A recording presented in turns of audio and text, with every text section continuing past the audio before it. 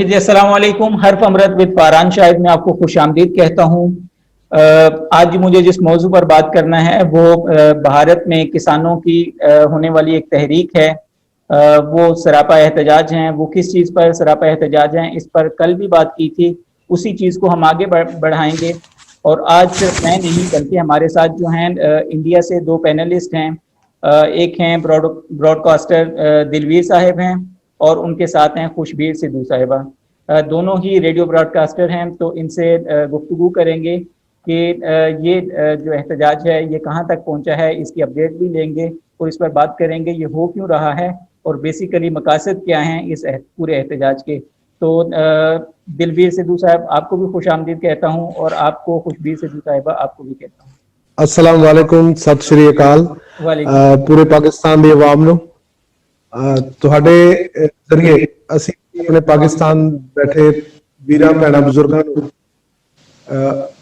ਇਹ ਦੁਆ ਕਰਦੇ ਹਾਂ ਉਹਨਾਂ ਲਈ ਖੁਸ਼ ਹੋਣਗੇ, ਖੁਸ਼ ਰਹਿਣਗੇ।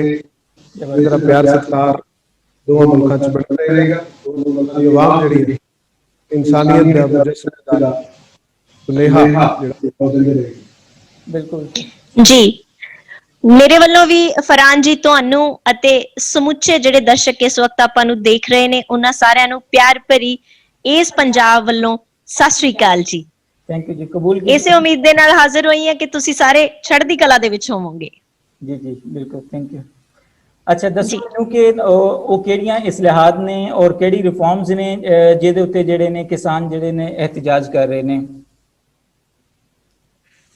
ਜੀ ਜੋ ਸਰਕਾਰ ਕਹਿ ਰਹੀ ਹੈ ਅਸੀਂ ਮੋਟਾ ਜਾਂ ਜੋ ਇੱਕ ਕਿਸਾਨੀ ਭਾਸ਼ਾ ਦੇ ਵਿੱਚ ਸਮਝੇ ਆ, ਅਸੀਂ ਪੂਰੇ ਕਾਗਜ਼ਾਤ ਨੂੰ ਤਾਂ ਨਹੀਂ ਲੈ ਕੇ ਚੱਲ ਰਹੇ, ਜਿਵੇਂ ਅਸੀਂ ਸਮਝੇ ਆ ਸਰਕਾਰ ਦਾ ਕਹਿਣਾ ਕਿ ਇੱਕ ਮੰਡੀ ਹੋਊਗੀ।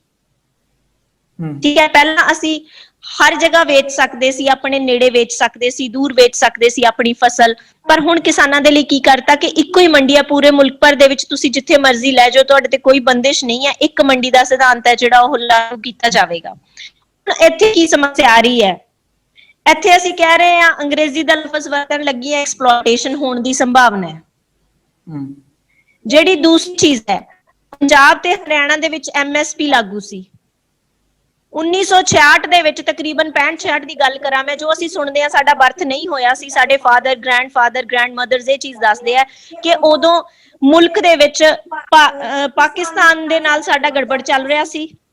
ਚਲੋ ਰੱਬ ਕਰੇ ਅੱਗੇ ਨਾ ਚੱਲੇ, ਪਰ ਸਾਡੇ ਕੋਲੇ ਮੁਲਕ ਦੇ ਵਿੱਚ ਅੰਨ ਭੰਡਾਰ ਇੰਨਾ ਨਹੀਂ ਸੀ ਕਿ ਅਸੀਂ ਆਪਣੇ ਪੂਰੇ ਮੁਲਕ ਦਾ ਢਿੱਡ ਭਰ ਸਕਦੇ। ਤਾਂ ਉਸ ਵਕਤ ਕੀ ਸੀ ਕਿ ਸਾਨੂੰ ਅਮਰੀਕਾ ਤੋਂ ਕਣਕ ਵਗੈਰਾ ਲੈਣੀ ਪੈਂਦੀ ਸੀ। ਔਰ ਉੱਥੇ ਕੀ ਹੋਇਆ, ਸਾਡੇ ਪ੍ਰਧਾਨ ਮੰਤਰੀ ਨੇ ਸਾਨੂੰ ਇੱਕ ਜੈ ਜਵਾਨ ਜੈ ਕਿਸਾਨ ਦਾ ਨਾਰਾ ਦਿੱਤਾ ਸੀ। ਸਰਹੱਦਾਂ ਦੀ ਰਾਖੀ ਜਵਾਨ ਕਰਨਗੇ ਤੇ ਜਿਹੜਾ ਪੇਟ ਭਰਨ ਦੀ ਰਾਖੀ ਕਿਸਾਨ ਕਰੂਗਾ। ਔਰ ਨਾਲ ਇੱਕ ਹੋਰ ਨਾਰਾ ਦਿੱਤਾ ਸੀ ਕਿ ਤੁਸੀਂ ਸੋਮਵਾਰ ਦਾ ਵਰਤ ਵੀ ਰੱਖ ਲਿਆ ਕਰੋ ਸਾਰੇ ਇੰਡੀਅਨਸ, ਤਾਂ ਕਿ ਜਿਹੜੇ ਅੰਨ ਭੰਡਾਰ ਕਦੇ ਵੀ ਖਤਮ ਨਾ ਹੋਣਗੇ। ਸੋ ਇਹਦੀ ਬਦੌਲਤ ਆਈ ਸੀ ਇੱਕ ਤਰੀਕੇ ਨਾਲ ਗ੍ਰੀਨ ਰੈਵੋਲੂਸ਼ਨ, ਹਰੀ ਕ੍ਰਾਂਤੀ। ਉਹ ਕਹਿੰਦੇ ਤੁਸੀਂ ਫਸਲਾਂ ਬੀਜੋ, ਚੌਲ ਬੀਜੋ, ਤੁਸੀਂ ਕਾਫੀ ਸਾਰੀਆਂ ਮਤਲਬ ਵੈਸੇ ਸੀ, ਕਣਕ ਸੀ, ਹੋਰ ਚੀਜ਼ਾਂ ਵੀ ਅਸੀਂ ਸੁਣਦੇ ਹਾਂ ਕਿਉਂਕਿ ਉਹ ਦੌਰ ਅਸੀਂ ਦੇਖਿਆ ਨਹੀਂ, ਸਿਰਫ ਸੁਣਿਆ, ਮੀਡੀਆ ਦੇ ਵਿੱਚ ਦੇਖਿਆ, ਠੀਕ ਹੈ, ਗੱਲਾਂ ਬਾਤਾਂ ਦੇ ਜ਼ਰੀਏ। ਤਾਂ ਹੁੰਦਾ ਕੀ ਹੈ ਕਿ ਅਸੀਂ ਓਨੀ ਕਣਕ ਬੀਜਦੇ ਹਾਂ, ਕਹਿਣ ਤੋਂ ਭਾਵ ਅਸੀਂ ਇੱਕ ਮਾਂ ਦੇ ਪੇਟ ਚੋਂ ਜ਼ਰੂਰਤ ਤੋਂ ਜ਼ਿਆਦਾ ਬੱਚਿਆਂ ਦਾ ਜਨਮ ਦਿਵਾਉਣੇ ਆ ਕਿਉਂਕਿ ਸਾਡਾ ਮੁਲਕ ਭੁੱਖ ਹੈ। ਅਸੀਂ ਭਾਰਤ ਦੀ ਜਿਹੜੀ ਖਾਸ ਤੌਰ ਤੇ ਪੰਜਾਬ ਦੀ ਜ਼ਰਖੇਜ਼ ਭੂਮੀ ਹੈ ਜਾਂ ਹਰਿਆਣੇ ਦੀ ਭੂਮੀ ਹੈ, ਉਹਦੇ ਨਾਲ ਕੀ ਕੀਤਾ ਹੋਇਆ, ਉਹਦੇ ਵਿੱਚੋਂ ਮੈਕਸਿਮਮ ਪ੍ਰੋਡਿਊਸ ਅਸੀਂ ਲੈ ਰਹੇ ਹਾਂ। ਭਾਰਤ ਦੂਜੇ ਨੰਬਰ ਦਾ ਪੈਦਾਵਾਰ ਦੇ ਵਿੱਚ ਆ ਰਿਹਾ ਅੰਕੜਿਆਂ ਦੇ ਵਿੱਚ ਦੇਖੀਏ ਤਾਂ ਉੱਥੇ ਕਿਹਾ ਗਿਆ ਸੀ ਕਿ ਤੁਸੀਂ ਪੈਦਾ ਕਰੀ ਚੱਲੋ, ਅਸੀਂ ਤੁਹਾਨੂੰ ਪੈਸੇ ਦੇਵਾਂਗੇ। ਜਿਵੇਂ ਕਿ ਸਾਡੇ ਕੀਮਤ 1800 ਰੁਪਇਆ ਹੁੰਦੀ ਹੈ ਕਣਕ ਦੀ ਆਲਮੋਸਟ, ਬਾਹਰਲੇ ਸੂਬਿਆਂ ਦੇ ਵਿੱਚ ਕੀਮਤ 900 ਹੁੰਦੀ ਹੈ। ਜਦੋਂ ਜ਼ਰੂਰਤ ਸੀ ਉਦੋਂ ਪੰਜਾਬ ਹਰਿਆਣਾ ਦਾਤੇ ਲਾਤਾ। ਅੱਜ ਜਦੋਂ ਸਾਡੇ ਕੋਲੇ ਜ਼ਿਆਦਾ ਇਕੱਠੇ ਹੋ ਗਿਆ ਅਨਾਜ, ਹੁਣ ਕਹਿੰਦੇ ਨੇ ਕਿ MSP ਅਸੀਂ ਖਤਮ ਕਰਾਂਗੇ। ਗੱਲੀ ਬਾਤੀ ਕਾਗਜ਼ਾਂ ਦੇ ਵਿੱਚ MSP ਲਾਗੂ ਰਹੇਗੀ, ਪਰ ਜਦੋਂ ਨਾਲ ਪ੍ਰਾਈਵੇਟ ਮੰਡੀਆਂ ਆ ਗਈਆਂ, ਇੱਕ ਮੰਡੀ ਦਾ ਸਿਧਾਂਤ ਆ ਗਿਆ, ਪ੍ਰਾਈਵੇਟ ਮੰਡੀ ਆ ਗਈ, ਸਰਕਾਰੀ ਮੰਡੀ ਨੂੰ ਕੌਣ ਪੁੱਛੂਗਾ। ਸੋ ਇਹ ਮੇਨ ਗੱਲ ਸਾਨੂੰ ਦੁੱਖ ਦੇ ਰਹੀ ਹੈ ਕਿਉਂਕਿ ਅਸੀਂ ਜੋ ਸਰਕਾਰੀ ਚੀਜ਼ਾਂ ਦਾ ਹਾਲ ਦੇਖ ਰਹੇ ਹਾਂ, ਪ੍ਰਾਈਵੇਟ ਹਸਪੀਟਲਸ ਦੇਖ ਲਓ, ਸਾਡੇ ਪ੍ਰਾਈਵੇਟ ਸਕੂਲਸ ਦੇਖ ਲਓ, ਸਾਡੇ ਪ੍ਰਾਈਵੇਟ ਟਰਾਂਸਪੋਰਟ ਦੇਖ ਲਓ, ਉਹ ਸਾਰੀਆਂ ਤਰੱਕੀ ਦੇ ਵਿੱਚ ਨੇ ਪਰ ਸਰਕਾਰੀ ਨਹੀਂ ਹੈਗੀਆਂ। ਅਸੀਂ ਡਰ ਰਹੇ ਹਾਂ। ਤੁਸੀਂ ਦਿਲਵੀਰ ਸਾਹਿਬ ਇਹ ਦੱਸੋ ਮੈਨੂੰ ਕਿ ਪੰਜਾਬ ਦੇ ਵਿੱਚ ਕਿਹੜੀ ਜਗ੍ਹਾ ਤੇ ਜਿਹੜੇ ਨੇ ਇਹਤਜਾਜ ਜਿਹੜੇ ਹੋ ਰਹੇ ਨੇ ਕਿਸਾਨਾਂ ਤਰਫੋਂ? ਜੋ ਇਸ ਵਕਤ ਦੇ ਤਾਜ਼ਾ ਹਾਲਾਤ ਨੇ ਉਹ ਇਹ ਨੇ, ਮੀਟਿੰਗਾਂ ਦਾ ਦੌਰ ਜਿਹੜਾ ਹੈ ਉਹ ਕੇਂਦਰ ਸਰਕਾਰ ਦੇ ਖੇਤੀਬਾੜੀ ਮੰਤਰੀ ਤੇ ਉਹਨਾਂ ਦੇ ਟੀਮ ਦੇ ਨਾਲ ਉਹ ਲਗਾਤਾਰ ਚੱਲ ਰਿਹਾ ਸੀਗਾ। ਜਿਹੜਾ ਅੱਜ ਲਈ 12 ਦਸੰਬਰ ਲਈ ਕਿਸਾਨ ਜਥੇਬੰਦੀਆਂ ਨੇ, ਕਿਸਾਨ ਮਜ਼ਦੂਰ ਜਥੇਬੰਦੀਆਂ ਨੇ, ਜਾਂ ਜਿਹੜੇ ਵੀ ਉਹਨਾਂ ਦੇ ਨਾਲ ਗਰੁੱਪ ਖੜੇ ਆ, ਉਹ ਦਿੱਲੀ ਦੇ ਬਾਰਡਰ ਨੂੰ ਉਹਨਾਂ ਨੇ ਘੇਰ ਰੱਖਿਆ ਤੇ ਉਹ ਉੱਥੇ ਜਿਹੜੀ ਹਾਲਾਤ ਹੈਗੇ ਆ ਉਹ ਸ਼ਾਂਤਮਈ ਤਰੀਕੇ ਨਾਲ ਪ੍ਰਦਰਸ਼ਨ ਚੱਲ ਰਹੇ ਆ। ਪੁਲਿਸ ਜਦ ਕਿ ਉੱਥੇ ਡਿਪਿਊਟ ਕੀਤੀ ਗਈ ਆ, ਕੋਈ ਇੰਨੀ ਜ਼ਿਆਦਾ ਖਾਸ ਮਾਤਰਾ ਦੇ ਵਿੱਚ ਡਿਪਿਊਟੇਸ਼ਨ ਨਹੀਂ ਹੈਗੀ ਪੁਲਿਸ ਦੀ। ਕਿਸਾਨ ਆਪਣਾ ਜੋ ਰਾਸ਼ਨ ਪਾਣੀ ਆ ਉਹ ਨਾਲ ਲੈ ਕੇ ਗਏ ਹੋਏ ਨੇ। ਉਹਨਾਂ ਨੂੰ ਵੀ ਇਹ ਲੱਗਦਾ ਕਿ ਸਾਡਾ ਜਿਹੜਾ ਇਹ ਜਿਸ ਤਰੀਕੇ ਨਾਲ ਅਸੀਂ ਸਰਕਾਰ ਤੇ ਪ੍ਰੈਸ਼ਰ ਪਾ ਰਹੇ ਹਾਂ ਕਿ ਸਾਨੂੰ ਲੱਗਦਾ ਕਿ ਲੰਬਾ ਸਮਾਂ ਜੋ ਹੈ ਉਹ ਸਾਡਾ ਧਰਨਾ ਉੱਥੇ ਜਾਰੀ ਰਹੇਗਾ। ਉਹਦੇ ਲਈ ਭਾਵੇਂ ਕਿਸਾਨ ਬੀਬੀਆਂ ਨੇ, ਬੱਚੇ ਨੇ, ਬਜ਼ੁਰਗ ਨੇ, ਯੰਗ ਨੌਜਵਾਨ ਕਿਸਾਨ ਨੇ, ਉਹ ਸਾਰਿਆਂ ਨੇ ਹੀ ਉੱਥੇ ਕੋਸ਼ਿਸ਼ ਕੀਤੀ ਹੈ ਕਿ ਇਕੱਠੇ ਹੋ ਕੇ ਸਰਕਾਰ ਤੇ ਦਬਾਅ ਬਣਾਈਏ। ਕੁਝ ਕਿਸਾਨ ਜਥੇਬੰਦੀਆਂ ਜਿਹੜੀਆਂ ਹੈ ਉਹ ਸੁਪਰੀਮ ਕੋਰਟ ਦਾ ਰੁਖ ਅਖਤਿਆਰ ਕਰ ਗਈਆਂ ਨੇ ਕਿ ਇਹ ਕਾਨੂੰਨ ਜਿਹੜੇ ਆ ਉਹ ਰੱਦ ਹੋਣੇ ਚਾਹੀਦੇ ਨੇ। ਉਹਦੇ ਵਿੱਚ ਕਿਤੇ ਨਾ ਕਿਤੇ ਇਹ ਉਹ ਜਥੇਬੰਦੀਆਂ ਨੇ ਜਿਹੜੀਆਂ ਕਿ ਸ਼ੁਰੂ ਤੋਂ ਤਾਂ ਨਹੀਂ ਕਿਸਾਨੀ ਘੋਲ ਦੇ ਵਿੱਚ ਕੁੱਦੀਆਂ ਸੀਗੀਆਂ, ਪਰ ਹੁਣ ਇੱਕਦਮ ਜਿਹੜੇ ਸੁਪਰੀਮ ਕੋਰਟ ਦਾ ਰੁਖ ਕਰਨ ਦੀ ਗੱਲ ਆ ਰਹੀ ਹੈ ਜਾਂ ਖਬਰਾਂ ਸੁਣਾਈਆਂ ਜਾ ਰਹੀਆਂ ਨੇ, ਇਹਦੀ ਕਿੰਨੀ ਸੱਚਾਈ ਹੈ ਕੀ ਹੈ ਤਾਂ ਆਉਣ ਵਾਲੇ ਦਿਨਾਂ ਦੇ ਵਿੱਚ ਪਤਾ ਚੱਲੇਗਾ। ਕਿ ਬਰਸਾਤ ਵੀ ਜਿਹੜੀ ਹੈ ਕੱਲ ਰਾਤ ਹੋਈ ਉੱਥੇ, ਪਰ ਕਿਸਾਨਾਂ ਦਾ ਹੌਸਲਾ ਜਿਹੜਾ ਹੈਗਾ ਉਹ ਨਹੀਂ ਡਗਮਗਾਇਆ। ਕੁਝ ਕਿਸਾਨ ਉੱਥੇ ਸ਼ਹੀਦੀ ਵੀ ਪਾ ਗਏ ਤੇ ਉਹ ਬੜੀ ਦੁਖਦਾਈ ਮੰਦਭਾਗੀ ਗੱਲ ਆ ਕਿ ਉਹ ਆਪਣਾ ਹੱਕ ਲੈਣ ਗਏ ਸੀ, ਪਰ ਉੱਥੇ ਹੱਕ ਤਾਂ ਹਜੇ ਨਹੀਂ ਮਿਲਿਆ, ਪਰ ਉਹਨਾਂ ਦੀ ਜਾਨ ਜਿਹੜੀ ਹੈਗੀ ਉਹ ਚਲੀ ਗਈ। ਉਹ ਪਰਿਵਾਰ ਜਿਹੜੇ ਹੈਗੇ ਆ ਉਹ ਸਦਮੇ ਚ ਆ ਗਏ ਨੇ। ਤਾਂ ਇਹ ਜੋ ਤਾਜ਼ਾ ਹਾਲਾਤ ਨੇ ਇੱਥੇ ਉੱਥੇ ਬਣੇ ਹੋਏ ਨੇ, ਦਿੱਲੀ ਦੇ ਟੀਕਰੀ ਬਾਰਡਰ ਤੇ ਵੀ, ਸਿੰਧੂ ਬਾਰਡਰ ਤੇ ਵੀ, ਤੇ ਹੋਰ ਜਿੱਥੇ ਜਿੱਥੇ ਕਿਸਾਨ ਜਥੇਬੰਦੀਆਂ ਨੇ ਘੇਰਾ ਪਾਇਆ ਹੋਇਆ। ਇਹ ਮੈਨੂੰ ਦੱਸਿਓ ਕਿ ਕਿਸਾਨਾਂ ਦਾ ਜਿਹੜਾ ਅਲਟੀਮੇਟ ਗੋਲ ਹੈ ਉਹ ਕੀ ਹੈ? ਜੀ, ਪਹਿਲਾਂ ਮੈਂ ਜਿਹੜੀ ਗੱਲ ਐਡ ਕਰਨਾ ਚਾਹੁੰਦੀ ਆ ਉਹ ਇਹ ਐਡ ਕਰਨਾ ਚਾਹੁੰਦੀ ਆ, ਪੰਜਾਬ ਦੇ ਵਿੱਚ ਸਾਡੇ ਦੇਖਣ ਦੇ ਧਰਨੇ ਬਹੁਤ ਦਿੱਤੇ ਜਾਂਦੇ ਸੀ ਕਿਉਂਕਿ ਕਿਸਾਨਾਂ ਨੂੰ ਬਣਦਾ ਹੱਕ ਨਹੀਂ ਮਿਲਦਾ ਸੀ। ਕਿਸਾਨ ਹਮੇਸ਼ਾ ਹੀ ਕਰਜ਼ੇ ਹੇਠ ਰਿਹਾ ਹੈ ਔਰ ਤੁਹਾਨੂੰ ਵੀ ਪਤਾ ਹੈ ਕਿ ਜਿਹੜੇ ਭਾਰਤ ਦੇ ਜ਼ਿਆਦਾ ਆਬਾਦੀ ਹੈ ਜਾਂ ਵਸਨੀਕ ਨੇ ਉਹ ਪਿੰਡਾਂ ਦੇ ਵਿੱਚ ਵਸਦੇ ਨੇ। ਆਲਮੋਸਟ 67% ਜੇਕਰ ਮੈਂ ਕਹਿ ਲਵਾਂ 70 ਦੇ ਕਰੀਬ ਹੈ ਜਿਹੜੀ ਪਰਸੈਂਟ ਦੇ ਕਰੀਬ ਫੀਸਦ ਦੇ ਕਰੀਬ ਆਬਾਦੀ ਪੇਂਡੂ ਆ ਔਰ ਉਹ ਖੇਤੀ ਤੇ ਨਿਰਭਰ ਆ। ਖੇਤੀ ਕਰਦੇ ਨੇ ਜਾਂ ਫਿਰ ਐਸਾ ਮਜ਼ਦੂਰ ਤਬਕਾ ਜਾਂ ਫਿਰ ਸਹਾਇਕ ਧੰਦੇ ਨੇ ਜਿਹੜੇ ਕਿ ਖੇਤੀ ਦੇ ਉੱਤੇ ਸਿੱਧੇ ਜਾਂ ਸਿੱਧੇ ਰੂਪ ਤੇ ਨਿਰਭਰ ਕਰਦੇ ਨੇ। ਤਾਂ ਮੈਂ ਬਹੁਤ ਪੁਰਾਣੀ ਉਦਾਹਰਨ ਦੇਣੀ ਚਾਹੂੰਗੀ। ਇੱਕ ਵਾਰ ਸਾਡੇ ਨਰਮਾ ਖਰਾਬ ਹੋ ਗਿਆ ਸੀ, ਚਿੱਟੇ ਮੱਖੀ ਦਾ ਹਮਲਾ ਹੋਇਆ ਸੀ, ਜ਼ਹਿਰਾਂ ਜਿਹੜੀਆਂ ਦਿੱਤੀਆਂ ਗਈਆਂ ਸੀ ਉਹ ਕਾਰਗਰ ਸਾਬਤ ਨਹੀਂ ਹੋਈਆਂ ਸੀ। ਤਾਂ ਉਸ ਵਕਤ ਦੀ ਜਦੋਂ ਮੈਂ ਦੀਵਾਲੀ ਕਵਰ ਕਰਨ ਗਈ ਸੀ ਆਪਣੇ ਇੱਕ ਪ੍ਰੋਗਰਾਮ ਸ਼ਾਮ ਸੁਹਾਨੀ ਦੇ ਵਿੱਚ ਆਲ ਇੰਡੀਆ ਰੇਡੀਓ ਦੇ ਲਈ, ਬਾਜ਼ਾਰ ਦੇ ਵਿੱਚ 28 ਦੁਕਾਨਾਂ ਦੇ ਵਿੱਚ ਇੱਕ ਗਾਹਕ ਸੀ। ਰਾਤ ਨੂੰ ਸਿਰਫ ਇੱਕ ਗਾਹਕ, ਇੱਕ ਲੇਡੀ ਕੰਬਲ ਲੈਣ ਆਈ ਸੀ। ਤਾਂ ਸਭ ਦਾ ਜਵਾਬ ਇਹੀ ਸੀ ਕਿ ਜੇ ਕਿਸਾਨ ਦੇ ਪੱਲੇ ਕੁਛ ਨਹੀਂ ਤਾਂ ਸਾਡੇ ਪੱਲੇ ਵੀ ਬਾਜ਼ਾਰ ਦੇ ਵਿੱਚ ਕੁਛ ਨਹੀਂ, ਕਿਉਂਕਿ ਪਟਾਕਿਆਂ ਵਾਲੇ ਔਰ ਹੋਰ ਜੋ ਵੀ ਮਠਿਆਈਆਂ ਵਾਲੇ ਤੱਕ ਮੈਂ ਮਤਲਬ ਇੱਥੇ ਇੱਕ ਐਕਸ਼ਨ ਨਹੀਂ ਕਰ ਸਕਦੀ ਕਿ ਬਾਹ ਤੇ ਬਾਹ ਧਰ ਕੇ ਖੜੇ ਹੋਏ ਸੀ, ਜਦ ਕਿ ਉਹਨਾਂ ਨੂੰ ਸੁਰਤ ਨਹੀਂ ਲੈਣੀ ਮਿਲਦੀ ਹੁੰਦੀ ਤਿਉਹਾਰਾਂ ਮੌਕੇ। ਪੰਜਾਬ ਦਾ ਉਸ ਵਕਤ ਇਹ ਇੱਕ ਹਾਲ ਹੋਇਆ ਸੀ। ਤਾਂ ਉਸ ਵਕਤ ਮੈਨੂੰ ਚਿੰਤਾ ਹੋਈ ਸੀ ਕਿ ਜੇ ਕਿਸਾਨੀ ਡੁੱਬਦੀ ਹੈ ਤਾਂ ਸਭ ਕੁਝ ਡੁੱਬਦਾ, ਪੂਰਾ ਮੁਲਕ ਡੁੱਬਦਾ, ਭਾਰਤ ਵਰਗਾ ਇੱਕ ਡਿਵੈਲਪਿੰਗ ਨੇਸ਼ਨ ਡੁੱਬਦਾ। ਤਾਂ ਹੁਣ ਜਿਹੜੀ ਤੁਸੀਂ ਗੋਲ ਦੀ ਵੀ ਗੱਲ ਨਾਲੋਂ ਨਾਲ ਕੀਤੀ ਆ, ਉਹਦੇ ਵਿੱਚ ਫੇਰ ਮੈਂ ਪਹਿਲੀ ਗੱਲ 'ਚ ਵਾਪਸ ਜਾਊਂਗੀ। ਸੰਘਰਸ਼ ਦੇ ਵਿੱਚ ਸੰਘਰਸ਼ ਦੀ ਹਾਲਾਤ ਸਾਡੇ ਇਹ ਆ, ਸਾਡੇ ਇੱਕ ਉੱਘੇ ਵਕੀਲ ਨੇ ਪ੍ਰਸ਼ਾਂਤ ਭੂਸ਼ਣ, ਅਕਸਰ ਹੀ ਉਹ ਟਵੀਟ ਕਰਦੇ ਰਹਿੰਦੇ ਨੇ ਜਦੋਂ ਵੀ ਸਾਡੇ ਮੁਲਕ ਦੇ ਵਿੱਚ ਕੁਛ ਨਾ ਕੁਛ ਸਹੀ ਨਹੀਂ ਹੁੰਦਾ ਉਹ ਲੋਕ ਜ਼ਬਾਨ ਬਣਦੇ ਨੇ। ਤਾਂ ਉਹਨਾਂ ਨੇ ਜਦੋਂ ਭਾਂਪਿਆ ਕਿ ਪੰਜਾਬ ਦੇ ਲੋਕਾਂ ਨੇ ਇਸ ਚੀਜ਼ ਨੂੰ ਦੇਖ ਲਿਆ ਕਿ ਜਿਹੜੇ ਇਹ ਕਾਨੂੰਨ ਪਾਸ ਹੋਏ ਨੇ ਇਹ ਲੋਕ ਹਿੱਤੀ ਨਹੀਂ ਹੈਗੇ, ਇਹ ਸਿਰਫ ਕਾਰਪੋਰੇਟ ਘਰਾਣਿਆਂ ਵੱਲ ਹੀ ਜਾ ਰਹੇ ਨੇ, ਉਹਨਾਂ ਨੇ ਭਾਂਪਿਆ ਇਹ ਚੀਜ਼। ਤਾਂ ਉਹਨਾਂ ਨੇ ਕਿਹਾ ਕਿ ਸੰਘਰਸ਼ ਦਾ ਆਰੰਭ ਪੰਜਾਬੀਆਂ ਨੇ ਇੱਕ ਤਰੀਕੇ ਨਾਲ ਕਰ ਦਿੱਤਾ ਗਿਆ। ਫਿਰ ਉਸ ਤੋਂ ਬਾਅਦ ਜਿਵੇਂ ਕਿ ਚਿੰਤਕ ਨੇ ਯੋਗਿੰਦਰ ਯਾਦਵ, ਉਹ ਵੱਖ-ਵੱਖ ਸਟੇਜਸ ਤੇ ਉੱਤੇ ਆਏ, ਨੌਜਵਾਨ ਨੇ, ਲੋਕਾਂ ਨੂੰ ਜਾਗਰੂਕ ਕਰਦੇ ਰਹੇ। ਪਰ ਜਿਵੇਂ ਕਿ ਬਾਈ ਜੀ ਦਲਬੀਰ ਨੇ ਗੱਲ ਕੀਤੀ ਹੈ ਕਿ ਸਾਡੀਆਂ ਪੰਜਾਬ ਦੇ ਵਿੱਚੋਂ ਜਥੇਬੰਦੀਆਂ ਤਕਰੀਬਨ 31-32 ਜਥੇਬੰਦੀਆਂ ਨੇ। ਸੋ ਇਹਨਾਂ ਜਥੇਬੰਦੀਆਂ ਦੇ ਵਿੱਚ ਇੱਕ ਅਜਿਹੇ ਆਗੂ ਨੇ ਜਿਹੜੇ ਹੋਮਵਰਕ ਕਰਕੇ ਗਏ ਨੇ ਪਿਛਲੇ 4 ਵਰਿਆਂ ਦੇ ਵਿੱਚ। ਉਹਨਾਂ ਨੇ ਦੇਖਿਆ ਕਿ ਜੇ ਕੋਈ ਧਰਨਾ ਕਦੇ ਫੇਲ ਹੋਇਆ ਤਾਂ ਕਿਉਂ ਹੋਇਆ। ਠੀਕ ਹੈ, ਇੱਕ ਤਾਂ ਇਹ ਨਹੀਂ ਵੀ ਇਸ ਵਾਰੀ ਕੋਈ ਕੱਚਾ ਧਰਨਾ ਹੈ, ਉਹਨਾਂ ਨੇ ਹੋਮਵਰਕ ਕੀਤਾ, ਪ੍ਰੋਪਰ ਰਹਿ ਕੀਤੀ ਹੈ, ਇੱਥੋਂ ਤੱਕ ਕਿ ਬਾਹਰਲੇ ਮੁਲਕਾਂ ਦੇ ਵਿੱਚ ਜੋ ਪੰਜਾਬੀ ਬੈਠੇ ਨੇ USA ਵਗੈਰਾ ਦੇ ਵਿੱਚ, ਉਹ ਅਜਿਹੀਆਂ ਪਟੀਸ਼ਨਸ ਸਾਈਨ ਕਰਵਾ ਰਹੇ ਆ। ਤੁਸੀਂ ਸਾਰੇ ਜਾਣਦੇ ਹੋ ਕਿ ਕੀ ਕਾਰਨ ਹੋ ਗਿਆ ਸੀ ਕਰੋਨਾ ਦੇ ਦੌਰ ਦੇ ਵਿੱਚ ਸਾਡੀ ਗਵਰਨਮੈਂਟ ਨੂੰ ਧੱਕੇ ਨਾਲ ਇਹ ਕਾਨੂੰਨ ਲਿਆਉਣ ਦਾ, ਕਿਸਾਨ ਦੇ ਐਂਗਲ ਤੋਂ ਅਗਰ ਦੇਖਦੇ ਆ ਤਾਂ ਸਿਰਫ ਕਿਸਾਨ ਦੇ ਐਂਗਲ ਤੋਂ, ਕਿਉਂਕਿ ਉਹਨੂੰ ਲੱਗ ਰਿਹਾ ਕਿ ਮੇਰੀ ਰਹਿ ਲੈਣੀ ਜ਼ਰੂਰੀ ਹੈ, ਮੈਂ ਖੇਤਾਂ ਦਾ ਡਾਕਟਰ ਹਾਂ, ਤੁਸੀਂ ਮੇਰੇ ਤੋਂ ਰਹਿ ਲਓ, ਮੈਂ ਖੇਤੀ ਕਰਦਾ, ਤੁਹਾਡੇ ਕੋਲੇ ਖੁਦ ਕੋਲੇ ਜ਼ਮੀਨ ਨਹੀਂ, ਤੁਸੀਂ ਖੇਤੀ ਕਰਦੇ ਨਹੀਂ, ਮੈਨੂੰ ਤੁਸੀਂ ਪੁੱਛਦੇ ਨਹੀਂ ਗਰਾਊਂਡ ਲੈਵਲ ਤੇ, ਤੁਸੀਂ ਪਾਰਲੀਮੈਂਟ ਦੇ ਵਿੱਚ ਬੈਠ ਕੇ ਸਾਰੇ ਕਾਨੂੰਨ ਬਣਾ ਦੋਗੇ ਜਦੋਂ ਮੈਨੂੰ ਨਹੀਂ ਮਨਜ਼ੂਰ। ਠੀਕ ਹੈ, ਉਹਨਾਂ ਨੂੰ ਇਹ ਚੀਜ਼ਾਂ ਕਰਨੀਆਂ ਪਈਆਂ। ਕਿਉਂ ਕਰਨੀਆਂ ਪਈਆਂ? ਦੇਖੋ, ਇੱਕ ਚੀਜ਼ ਤੁਸੀਂ ਕਹਿੰਦੇ ਹੋ ਕੋਲਡ ਸਟੋਰੇਜ ਸਿਸਟਮ ਹੋ ਜਾਊਗਾ, ਤੁਸੀਂ ਘਰ ਦੇ ਵਿੱਚ ਫ੍ਰਿਜ 'ਚ ਰੱਖ ਕੇ ਕੁਝ ਖਾ ਕੇ ਦੇਖ ਲਓ, ਕਿੰਨਾ ਕੁ ਖਾ ਲਓਗੇ ਤੁਸੀਂ? ਬੇਹਾ ਖਾਓਗੇ ਤੁਸੀਂ। ਠੀਕ ਹੈ, ਦੂਸਰਾ ਤੁਹਾਨੂੰ ਕੀ ਪਤਾ, ਉਹ ਕਹਿੰਦੇ SDM ਫੈਸਲਾ ਕਰਨਗੇ। ਹੁਣ SDM ਕਿਹਦੇ ਨੇ? ਜਦੋਂ ਪ੍ਰਧਾਨ ਮੰਤਰੀ ਕਿਸਾਨ ਦੀ ਨਹੀਂ ਸੁਣ ਰਹੇ ਇਸ ਵਕਤ, ਕਿਸਾਨ ਪਹਿਲਾਂ ਥੋੜੀਆਂ ਬਹੁਤ ਅਮੈਂਡਮੈਂਟਸ ਚਾਹੁੰਦੇ ਸੀ ਵੀ MSP ਐਡ ਕਰ ਦੋ, ਬਟ ਹੁਣ ਉਹ ਕਹਿੰਦੇ ਵੀ ਰੱਦ ਕਰੋ, ਜੋ ਮੈਨੂੰ ਲੱਗ ਰਿਹਾ ਕਿ ਰੱਦ ਹੀ ਕਰਨਾ, ਬਿਕੋਜ਼ ਇਸ ਸਥਿਤੀ ਤੇ ਪਹੁੰਚ ਗਏ ਕਿ ਯੈਸ ਨੋ ਹੈ ਨਾ, ਕਿਸ ਮੁਲਕ ਦੇ ਵਿੱਚ ਹੋਇਆ ਯੈਸ ਨੋ। ਔਰ ਇੰਨਾ ਇਕੱਠ ਤੁਸੀਂ ਦੁਨੀਆ ਭਰ ਦੇ ਵਿੱਚ ਨਹੀਂ ਦੇਖੋਗੇ ਕਿਸੇ ਧਰਨੇ ਤੇ ਇੰਨਾ ਲੰਮਾ ਚੱਲਿਆ, ਕਿੰਨੇ ਦਿਨ ਹੋ ਗਏ ਚੱਲੇ ਹੋਏ ਨੂੰ ਉਸਨੂੰ। ਸੋ ਉਹ ਕਹਿੰਦੇ ਆ ਕਿ ਅਸੀਂ ਆਪਦੀ ਐਕਸਪਲੋਇਟੇਸ਼ਨ ਨਹੀਂ ਕਰਾਉਣੀ, ਤੁਸੀਂ ਸੀਮਿਤ ਲੋਕਾਂ ਦੇ ਹੱਥ 'ਚ ਇਖਤਿਆਰਾਤ ਦੇ ਦਿੱਤੇ ਨੇ, ਤੁਸੀਂ ਕਹਿ ਦਿੱਤਾ ਕਿ ਇਸ ਦਾ ਫੈਸਲਾ ਇੱਕ ਪੈਨ ਕਾਰਡ ਦੇ ਨਾਲ ਉਹ ਖਰੀਦ ਕਰ ਲੈਣਗੇ, ਜ਼ਖੀਰੇਬਾਜ਼ੀ ਹੋ ਜਾਊਗੀ। ਹੁਣ ਆਲੂਆਂ ਦਾ ਹਾਲ ਹੋਇਆ ਸੀ, ਮੈਂ ਇੱਕ ਮਾਹਰ ਤੋਂ ਸੁਣਿਆ, ਉਹ ਕਹਿੰਦੇ ਵੀ ਸਾਨੂੰ ਕਾਰਪੋਰੇਟ ਘਰਾਣੇ ਕਹਿੰਦੇ ਆਲੂ ਉਗਾਓ, ਅਸੀਂ ਆਲੂ ਉਗਾ ਲੈਨੇ ਆ, ਤਾਂ ਫਿਰ ਉਹ ਚੋਇਸ ਕਰਦੇ ਆ, ਛੋਟੇ ਵੀ ਛੱਡਤੇ, ਵੱਡੇ ਵੀ ਛੱਡਤੇ, ਮੀਡੀਅਮ ਲੈ ਲਏ। ਸੋ ਛੋਟੇ ਕਿੱਧਰ ਜਾਣਗੇ? ਉਹ ਵੀ ਅਸੀਂ ਖਾਈਏ, ਵੱਡੇ ਵੀ ਅਸੀਂ ਖਾਈਏ। ਸੋ ਉਹ ਕਹਿੰਦੇ ਵੀ ਸਾਨੂੰ ਇਹ ਮਨਜ਼ੂਰ ਨਹੀਂ ਹੈ ਇੱਕ ਪੈਨ ਕਾਰਡ ਵਾਲਾ ਆ ਕੇ ਇੱਥੇ ਖਰੀਦ ਕਰ ਜੇ, ਮੁੜ ਕੇ ਸਾਡੇ ਪੈਸੇ ਨਾ ਤਾਰੇ। 2 ਸਾਲ ਮੰਨ ਲਓ ਮੈਨੂੰ 10 ਰੁਪਏ ਦੀ ਜ਼ਰੂਰਤ ਸੀ, ਮੈਨੂੰ 10 ਦੀ ਥਾਂ ਤੇ ਮੈਨੂੰ 20 ਦੇ ਗਿਆ, ਪਰ ਮੈਨੂੰ ਉਮਰ ਭਰ ਜ਼ਰੂਰਤ ਹੈ। ਸੋ ਇਹਦੇ ਨਾਲ ਪ੍ਰਭਾਵਿਤ ਹੋ ਰਿਹਾ ਜਿਹੜਾ 5 ਕਿੱਲਿਆਂ ਤੋਂ ਛੋਟਾ ਕਿਸਾਨ ਹੈ ਜਾਂ 5 ਕਿੱਲਿਆਂ ਵਾਲਾ ਜਿਹਦੇ ਕੋਲੇ 2 ਹੈਕਟੇਅਰ ਜ਼ਮੀਨ ਹੈ, ਉਹ ਪ੍ਰਭਾਵਿਤ ਹੋ ਰਿਹਾ, ਔਰ ਉਸ ਦੀ ਗਿਣਤੀ ਸਾਡੇ ਮੁਲਕ ਦੇ ਵਿੱਚ ਜ਼ਿਆਦਾ। ਅੱਛਾ ਦਿਲਵੀਰ ਸਾਹਿਬ, ਮੈਨੂੰ ਇਹ ਦੱਸਿਓ ਕਿ ਜਿਹੜੇ ਕਿ ਨਾਮ ਇਸਲਾਹਾਤ ਨੇ, ਇਹ ਤੇ ਕਿਹਾ ਜਾ ਰਿਹਾ ਕਿ ਕਿਸਾਨਾਂ ਵਾਸਤੇ ਡੈਥ ਵਾਰੰਟ ਦੇ ਇਕੁਇਵਲੈਂਟ ਹੈ। ਤੁਸੀਂ ਵਾਕਈ ਇਹ ਸਮਝਦੇ ਹੋ ਕਿ ਇਹ ਕਿਸਾਨਾਂ ਵਾਸਤੇ ਜਿਹੜਾ ਇਹ ਡੈਥ ਵਾਰੰਟ ਦੇ ਇਕੁਅਲ ਹੈ?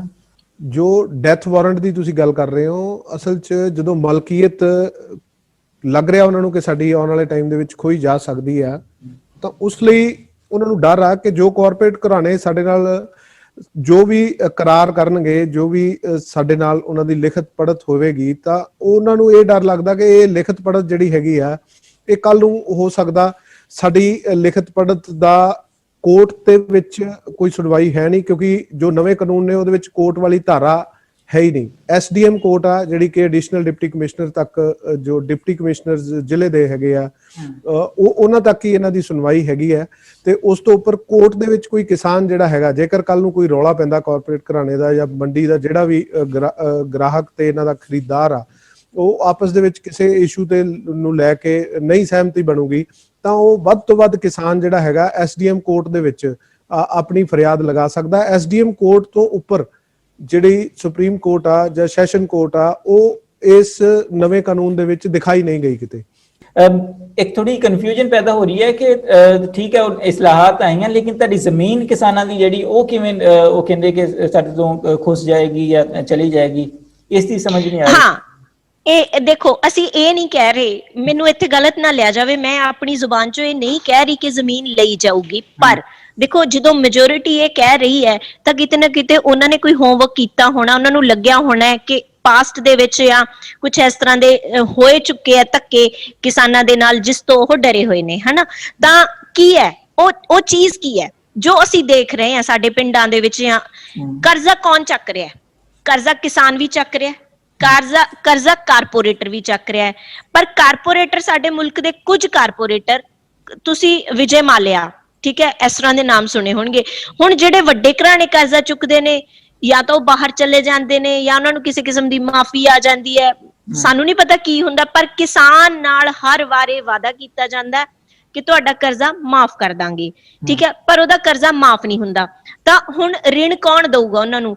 ਬੈਂਕਸ ਖੋਲ ਦਿੱਤੀਆਂ ਨੇ, ਤੁਸੀਂ ਖੇਤੀ ਕਰੋ ਜੀ, ਕਰਜ਼ਾ ਫੇਰ ਚੱਕੋ ਜੀ, ਠੀਕ ਹੈ।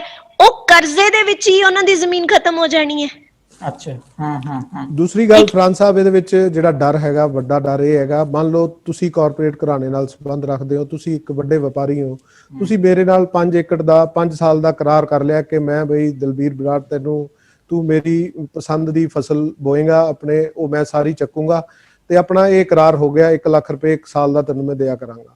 5 ਸਾਲ ਦਾ ਕਰਾਰ ਹੋ ਗਿਆ, ਪਰ ਉਹਦੇ ਵਿੱਚ ਜਦੋਂ ਆਪਾਂ ਐਗਰੀਮੈਂਟ ਸਾਈਨ ਕਰਾਂਗੇ ਤਾਂ ਮੈਂ ਆਪਦੀ ਜ਼ਮੀਨ ਦੇ ਕਾਗਜ਼ਾਤ ਵੀ ਤੁਹਾਡੇ ਨਾਲ ਸ਼ੇਅਰ ਕਰੂੰਗਾ ਨਾ, ਕਿ ਆਹ ਜ਼ਮੀਨ ਦੇ ਕਾਗਜ਼ਾਤ ਨੇ, ਇੰਨੀ ਮੇਰਾ ਰਕਬਾ ਹੈਗਾ, ਇਹਨਾਂ ਰਕਬੇ ਦੇ ਵਿੱਚ ਮੈਂ ਤੁਹਾਡੇ ਨਾਲ ਇੰਨੇ ਪੈਸੇ ਲਵਾਂਗਾ, ਤੇ ਆਹ ਜ਼ਮੀਨ ਜਿਹੜੀ ਹੈਗੀ ਆ 5 ਸਾਲ ਲਈ ਕਰਾਰ ਦੇ ਤੌਰ ਤੇ ਤੁਹਾਡੀ ਤੇ ਮੇਰੀ ਸਾਂਝੀ ਹੋ ਗਈ ਉਹ, ਕਿਉਂਕਿ ਪੈਸਾ ਉਹਦੇ ਤੇ ਤੁਸੀਂ ਲਾਉਣਾ। ਤੇ ਜਦੋਂ 5 ਸਾਲ ਦੇ ਕਰਾਰ ਤੋਂ ਪਹਿਲਾਂ ਜੇਕਰ ਆਪਣਾ ਕੋਈ ਲੜਾਈ ਝਗੜਾ ਹੁੰਦਾ ਜਾਂ ਉਸ ਦੇ ਉੱਪਰ ਕੋਈ ਵੀ ਕਰਜ਼ਾ ਲਿਆ ਜਾਂਦਾ, ਤਾਂ ਉਹ ਜਿਹੜੀ ਹੈਗੀ ਆ ਉਹ ਮੌਰਗੇਜ ਪ੍ਰਾਪਰਟੀ ਦੇ ਰੂਪ ਵਿੱਚ ਆ ਜਾਏਗੀ, ਤੇ ਕਿਸਾਨ ਦੋਵੇਂ ਪਾਸੇ ਫਸਦਾ। ਤੇ ਕਿਸਾਨ ਨੂੰ ਇਹ ਕੋਸ਼ਿਸ਼, ਇਹ ਡਰ ਜਿਹੜਾ ਹੈਗਾ ਕਿ ਮੈਂ ਐਡੇ ਵੱਡੇ ਕਾਰਪੋਰੇਟ ਘਰਾਣੇ ਨਾਲ ਇੱਕ ADC ਲੈਵਲ ਤੇ ਜੇਕਰ ਕੋਈ ਮੇਰਾ ਫਸਾਦ ਹੁੰਦਾ, ਝਗੜਾ ਹੁੰਦਾ, ਕਿਸੇ ਨੁਕਤੇ ਤੇ ਸਾਡੀ ਦੋਵਾਂ ਦੀ ਰਾਏਸ਼ੁਮਾਰੀ ਅਲੱਗ-ਅਲੱਗ ਹੋ ਜਾਂਦੀ ਹੈ, ਤਾਂ ਇਹ ਕੱਲ ਨੂੰ ਮੇਰੀ ਜ਼ਮੀਨ ਹਥਿਆ ਸਕਦੇ ਨੇ, ਮੇਰੀ ਜ਼ਮੀਨ ਪਲੱਜ ਕਰਾ ਸਕਦੇ ਨੇ, ਮੇਰੀ ਜ਼ਮੀਨ ਮੌਰਗੇਜ ਦੇ ਵਿੱਚ ਰੱਖ ਕੇ ਮੈਨੂੰ ਬਰਬਾਦੀ ਦੇ ਕੰਢੇ ਤੇ ਲਿਆ ਸਕਦੇ ਨੇ। ਅੱਛਾ ਮੈਡਮ, ਮੈਨੂੰ ਇਹ ਦੱਸੋ ਕਿ ਲੈਟਸ ਸਪੋਜ਼ ਅਗਰ ਕਿਸਾਨਾਂ ਦੇ ਜਿਹੜੇ ਮੁਤਾਲਬਾਤ ਨੇ ਉਹ ਤਸਲੀਮ ਨਹੀਂ ਹੁੰਦੇ, ਫੁੱਲ ਐਂਡ ਫਾਈਨਲ ਆਖਰੀ ਆਪਸ਼ਨ ਤੁਹਾਡੇ ਕੋਲ ਕੀ ਬਚੇਗਾ ਕਿਸਾਨਾਂ ਵਾਸਤੇ ਕਿ ਉਹ ਜਿਹੜੇ ਉਹਨੂੰ ਆਪਟ ਕਰਨ ਦੀ ਕੋਸ਼ਿਸ਼ ਕਰਨ? ਸਰ, ਇੱਕ ਵਾਰੀ ਤਾਂ ਜੋ ਹਾਲਾਤ ਬਣੇ ਹੋਏ ਨੇ, ਉਹ ਇਹ ਨਹੀਂ ਲੱਗਦਾ ਕਿ ਕਿਸਾਨਾਂ ਦੀ ਨਹੀਂ ਸੁਣੀ ਜਾਊਗੀ, ਕਿਉਂਕਿ ਗਿਣਤੀ ਬਹੁਤ ਜ਼ਿਆਦਾ ਵੱਡੀ ਹੈ। ਓਕੇ, ਕਿਉਂਕਿ ਕੱਲੇ ਇੱਕ ਸੂਬੇ ਦੇ ਕਿਸਾਨ ਨਹੀਂ ਰਹਿ ਗਏ। ਜੇ ਆਪਾਂ ਕਹੀਏ ਕਿ ਪੰਜਾਬ ਦੇ ਵਿੱਚ ਜਿੰਨੀਆਂ ਸਟੇਟਸ ਨੇ, ਤਾਂ ਮੈਕਸਿਮਮ ਸਟੇਟਸ ਦੇ ਕਿਸਾਨ ਆ ਗਏ ਨੇ। ਕੱਲੇ ਕਿਸਾਨ ਵੀ ਨਹੀਂ ਆ ਗਏ, ਹੋਰ ਆਰਗੇਨਾਈਜੇਸ਼ਨਸ ਵੀ ਉਹਨਾਂ ਦੇ ਨਾਲ, ਸੰਗਠਨ ਆ ਗਏ ਨੇ, ਘੱਟ ਗਿਣਤੀ ਵੀ ਉਹਨਾਂ ਦੇ ਨਾਲ ਆ ਕੇ ਖੜ ਗਈ ਹੈ, ਹਨਾ। ਵੈਸੇ ਪੋਸੀਬਿਲਿਟੀ ਹੈ ਨਹੀਂ ਕਿ ਕੋਈ ਕਿਸਾਨ ਦੀ ਇਸ ਵਕਤ ਨਾ ਸੁਣੇ, ਸੁਣੀ ਜਾਊਗੀ, ਬਿਲਕੁਲ ਸੁਣੀ ਜਾਊਗੀ, ਠੀਕ ਹੈ। ਇਨ ਕੇਸ ਨਹੀਂ ਸੁਣੀ ਜਾਂਦੀ ਤਾਂ ਜਿਸ ਤਰੀਕੇ ਦੇ ਨਾਲ ਉਹ ਇਸ ਵਾਰ ਅੰਦੋਲਨ ਲੈ ਕੇ ਆਏ ਨੇ, ਤਾਂ ਉਹ ਹੋਰ ਹੋਮਵਰਕ ਕਰਕੇ ਲੈ ਕੇ ਆਉਣਗੇ, ਔਰ ਇਸ ਵਕਤ ਉਹ ਇੰਟਰਨੈਸ਼ਨਲ ਕਮਿਊਨਿਟੀ ਨਾਲ ਗੱਲਬਾਤ ਕਰਕੇ ਅੱਗੇ ਆਉਣਗੇ, ਜੋ ਮੈਨੂੰ ਲੱਗਦਾ, ਕਿਉਂਕਿ ਇੰਟਰਨੈਸ਼ਨਲ ਕਮਿਊਨਿਟੀ ਹੈ ਜਿਹੜੀ ਉਹ ਸਪੋਰਟ ਕਰ ਰਹੀ ਹੈ। ਦੇਖੋ, ਟਰੂਡੋ ਸਾਹਿਬ ਦਾ ਵੀ ਬਿਆਨ ਆਇਆ, ਠੀਕ ਹੈ, ਕਿ ਪੁਰ-ਅਮਨ ਹਰ ਕੋਈ ਆਪਣਾ ਜਿਹੜੀ ਗੱਲ ਹੈ ਆਪਣੀ ਗਵਰਨਮੈਂਟ ਅੱਗੇ ਰੱਖ ਸਕਦਾ। ਉਸ ਤੋਂ ਇਲਾਵਾ ਜਿਹੜੇ ਇੱਥੇ ਜੋ ਕਿਸਾਨ ਨੇ, ਜੋ ਪੈਲੀਆਂ ਨੇ ਪੰਜਾਬ ਦੇ ਵਿੱਚ, ਹਰਿਆਣਾ ਦੇ ਵਿੱਚ, ਭਾਰਤ ਦੇ ਵਿੱਚ, ਉਹਨਾਂ ਦੇ ਜਿਹੜੇ ਬੱਚੇ ਨੇ ਉਹ ਡਿਫਰੈਂਟ ਕੰਟਰੀਜ਼ ਦੇ ਵਿੱਚ ਸੈਟਲਡ ਨੇ, ਤਾਂ ਐਟਲੀਸਟ ਉਹ ਲੋਕ ਹੈ ਜਿਹੜੇ ਉਹ ਕਾਫੀ ਸੰਘਰਸ਼ ਦੇ ਨਾਲ ਅੱਗੇ ਗਏ ਨੇ। ਔਰ ਸਾਰੀ ਇਹ ਨਹੀਂ ਹੈ ਕਿ ਹਰ ਜਗ੍ਹਾ ਨਹੀਂ ਸੁਣੀ ਜਾਊਗੀ, ਹਰ ਜਗ੍ਹਾ ਇੱਕੋ ਸਰਕਾਰ ਨਹੀਂ ਹੈ ਕਿ ਕੇਂਦਰ ਦੀ ਜਿਹੜੀ ਸਰਕਾਰ ਸਪੋਰਟਿਵ ਹੈ ਤਾਂ ਉਹੀ ਸਰਕਾਰਾਂ ਨੇ, ਤਾਂ ਕੁਝ ਨਾ ਕੁਝ ਸੂਬਾ ਸਰਕਾਰਾਂ ਉਹਨਾਂ ਦੇ ਨਾਲ ਖੜਨਗੀਆਂ। ਮੈਨੂੰ ਇਉਂ ਲੱਗਦਾ ਕਿ ਹੁਣ ਜਿਹੜੀਆਂ ਸੂਬਾ ਸਰਕਾਰਾਂ ਦੇ ਕੁਝ ਮੰਤਰੀ ਵੀ ਹੋ ਸਕਦਾ ਅੱਗੇ ਆਉਣਗੇ ਉਹਨਾਂ ਦੇ ਲਈ, ਤਾਂ ਹੱਲ ਵੱਲ ਨੂੰ ਜ਼ਿਆਦਾ ਜਾਇਆ ਜਾਊਗਾ। ਨਹੀਂ ਤਾਂ ਮਤਲਬ ਇਹ ਇਸ ਤਰੀਕੇ ਦਾ ਅੰਦੋਲਨ, ਦੇਖੋ ਅਸੀਂ ਤਾਂ ਫਸਟ ਟਾਈਮ ਦੇਖ ਰਹੇ ਹਾਂ, ਇਹ ਰੁਕੂਗਾ ਨਹੀਂ। ਅੱਛਾ, ਇਹ ਆਖਰੀ ਸਵਾਲ ਹੋਏਗਾ ਸਾਡਾ ਕਿ ਭਾਰਤ ਦੇ ਵਿੱਚ ਭਾਰਤੀ ਮੀਡੀਆ ਜਿਹੜਾ ਵਾ ਉਹ ਆਇਆ ਇਸ ਚੀਜ਼ ਨੂੰ, ਯਾਨੀ ਕਿ ਕਿਉਂਕਿ ਕਿਸਾਨ ਜ਼ਿਆਦਾਤਰ ਅਗਰ ਤੁਸੀਂ ਦੇਖੋ ਤੇ ਉਹ ਤੇ ਸਿੱਖ ਕਮਿਊਨਿਟੀ ਦੇ ਜ਼ਿਆਦਾ ਲੋਕ ਨੇ ਇਹਦੇ ਵਿੱਚ ਸ਼ਾਮਿਲ ਨਾ, ਤੇ ਉਹ ਇਹਨੂੰ ਖਾਲਿਸਤਾਨ ਦੀ ਤਹਿਰੀਕ ਦੇ ਨਾਲ ਕੋਈ ਜੋੜ ਰਹੇ ਨੇ, ਐਸਾ ਹੈ ਉੱਥੇ? ਔਰ ਆਇਆ ਕਿ ਅਗਰ ਐਸਾ ਹੈ ਕਿ ਤੁਸੀਂ ਵੀ ਐਸਾ ਮਹਿਸੂਸ ਕਰਦੇ ਹੋ ਕਿਉਂਕਿ ਤੁਸੀਂ ਖੁਦ ਉਸ ਇਹ ਚੀਜ਼ ਹੁਣੇ ਲਮਕਾ ਨਹੀਂ ਸਕਦੇ ਸ਼ਾਹਿਦ ਜੀ, ਇਹ ਚੀਜ਼ ਇਹਨਾਂ ਨੂੰ ਖੁਦ ਆਪਣੇ ਜਵਾਬ ਆਪ ਮਿਲ ਚੁੱਕੇ ਨੇ, ਕਿਉਂਕਿ ਖਾਲਿਸਤਾਨ ਹੁੰਦਾ ਤਾਂ ਟਕੈਤ ਆਏ ਨੇ ਉਧਰੋਂ, ਹਰਿਆਣੇ ਵਾਲੇ ਆ ਗਏ ਨੇ।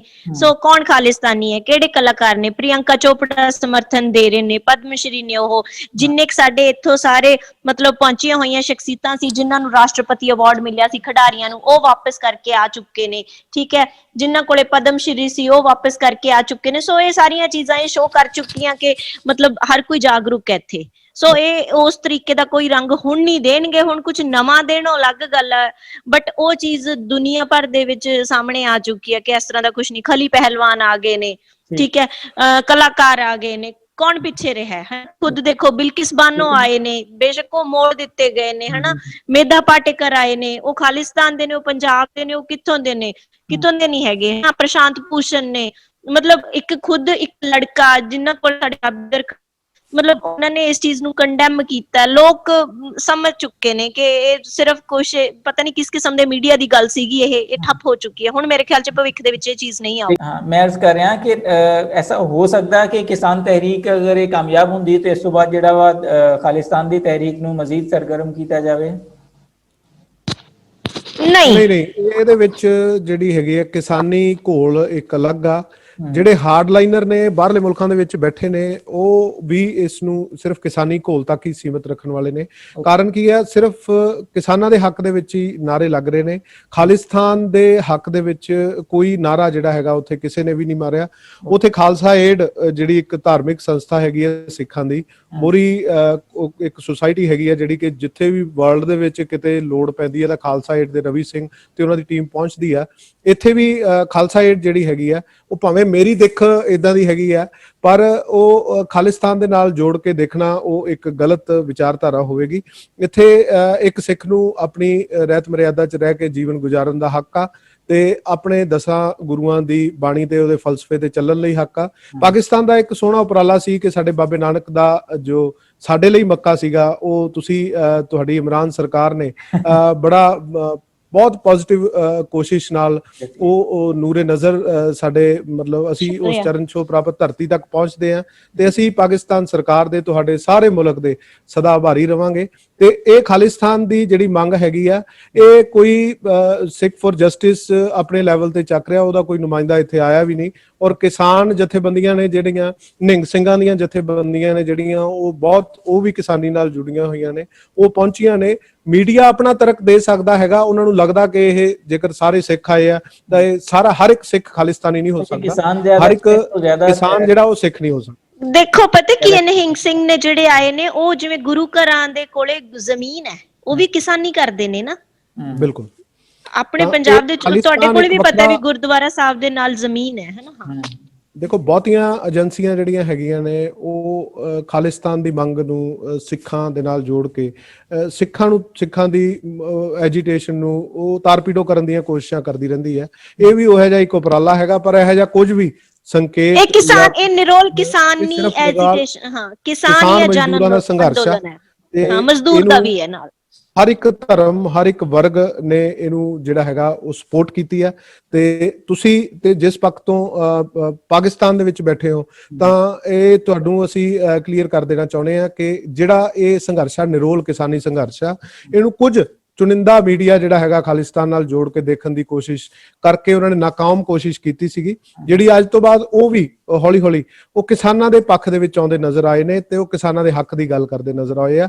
ਤਾਂ ਜਿੱਥੇ ਆਉਣ ਵਾਲਾ ਸਮਾਂ ਹੈਗਾ ਇਹ ਕੇਂਦਰ ਸਰਕਾਰ ਵੱਲ ਮੋਦੀ ਸਾਹਿਬ ਵੱਲ ਨਜ਼ਰਾਂ ਨੇ ਕਿ ਮੋਦੀ ਸਾਹਿਬ ਜਿਹੜੀ ਹੈਗੀ ਆ ਉਹ ਕਿਸਾਨਾਂ ਨੂੰ ਸਿੱਧਾ ਰੂਪ ਵਿੱਚ ਆ ਕੇ ਮਿਲ ਕੇ ਇਹਦਾ ਕੋਈ ਹੱਲ ਕੱਢਦੇ ਆ, ਤਾਂ ਇਹ ਆਉਣ ਵਾਲਾ ਸਮਾਂ ਦੱਸੇਗਾ। ਤੇ ਪਰ ਅੱਜ ਦੀ ਘੜੀ ਕਿਸਾਨ ਜਥੇਬੰਦੀਆਂ ਜਿਹੜੀਆਂ ਨੇ ਉਹ ਇਹ ਕਾਲੇ ਕਾਨੂੰਨ ਰੱਦ ਕਰਾਉਣ ਲਈ ਉਹ ਪੂਰੀਆਂ ਸਿਰ ਤੋੜ ਯਤਨ ਕਰ ਰਹੀਆਂ ਨੇ। ਬੜਾ ਸੰਘਰਸ਼ ਜਿਹੜਾ ਹੈ ਉਹ ਕਾਫੀ ਵੱਧ ਫੁੱਲ ਰਿਹਾ ਤੇ ਲੋਕ ਹਜ਼ਾਰਾਂ ਲੱਖਾਂ ਦੀ ਗਿਣਤੀ ਦੇ ਵਿੱਚ ਕਿਸਾਨ ਆ ਉਹ ਉੱਥੇ ਪਹੁੰਚ ਰਹੇ ਨੇ। ਤੇ ਹਰ ਇੱਕ ਵਰਗ ਦਾ ਜਿਹੜਾ ਨੁਮਾਇੰਦਾ ਹੈਗਾ, ਜਿਹੋ ਜਿਹੀ ਵੀ ਤਿਲ ਫੁੱਲ ਦੀ ਸੇਵਾ ਇਹਨਾਂ ਮਤਲਬ ਸੰਘਰਸ਼ ਕਰ ਰਹੇ ਕਿਸਾਨਾਂ ਨੂੰ, ਮਜ਼ਦੂਰਾਂ ਨੂੰ ਜਾਂ ਜਿਹੜਾ ਵੀ ਉੱਥੇ ਵੀਰ ਭੈਣ ਬਜ਼ੁਰਗ ਪਹੁੰਚਿਆ ਹੋਇਆ ਉਹਦੀ ਉਹ ਮਦਦ ਕਰ ਰਹੇ ਨੇ। ਤਾਂ ਇਹ ਆਪਸੀ ਪਿਆਰ ਤੇ ਭਾਈਚਾਰੇ ਦਾ ਸੰਦੇਸ਼ ਵੀ ਦੇ ਰਿਹਾ ਤੇ ਸੰਘਰਸ਼ ਸ਼ਾਂਤਮਈ ਹੈ। ਇਹਦੇ ਵਿੱਚ ਕੋਈ ਖਾਲਿਸਤਾਨੀ ਲਹਿਰ ਦਾ ਕੋਈ ਜ਼ਿਕਰ ਜਿਹੜਾ ਕੋਈ ਮੀਡੀਆ ਦੇ ਪੱਖ ਤੋਂ ਆ ਰਿਹਾ ਉਹ ਜਿਹੜਾ ਹਾਸੋਹੀਣੀ ਗੱਲ ਆ, ਇਹਦੇ ਨਾਲ ਕੋਈ ਦੋ ਰਾਏ ਨਹੀਂ। ठीक हो गया, चलो तुहाडे दोवां दा बहुत बहुत शुक्रिया, तुसीं अपना कीमती वक्त कढ़िया और ज्यादातर मैं नोट किया कि तुसीं मस्बत गल्लां कीतियां और जिहड़ी पॉजिटिविटी है उसकी तरफ गल नूं लैके गए।